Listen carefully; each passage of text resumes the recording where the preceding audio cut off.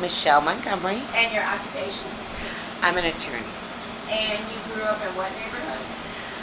Oh, let's see. Early on, I think I lived in Chatham. Then I was living at 31st and Rhodes, and I don't know what that neighborhood is Lake called. Meadows? Yes, Lake Meadows. Thank you. And then Jackson Park Highlands from 8 years old till I left home. And now you living in where? I am in South Shore. Oh. This is my neighborhood story, actually. When I was 8, my mom got married.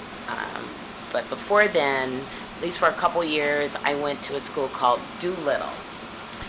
I did a lot there, but I did not do little. Anyway, it was at 31st and Rhodes, and we lived across the street from there.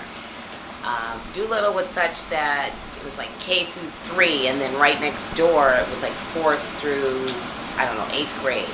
But all the big, rough kids from Ida B. Wells were at like the 4th through 8th grade. So my biggest fear as a kid was that I would end up having to go next door and go to school with those big, rough kids. Well, I was saved by the man who married my mom.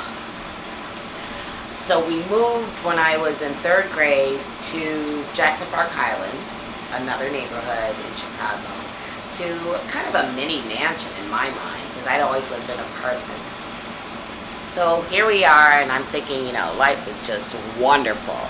And we drive around the corner. Jackson Park Highlands is like a 4x4 block neighborhood of homes on the south side between 67th, Jeffrey, Krieger, and 71st Street. So we're driving around the corner, and there's, people hanging out in the street. It looks like just where I just came from and moved. And my father says something about, oh yeah, we live in the ghetto. And I said, oh no, Daddy, we don't live in the ghetto. We moved from the ghetto. That's my story.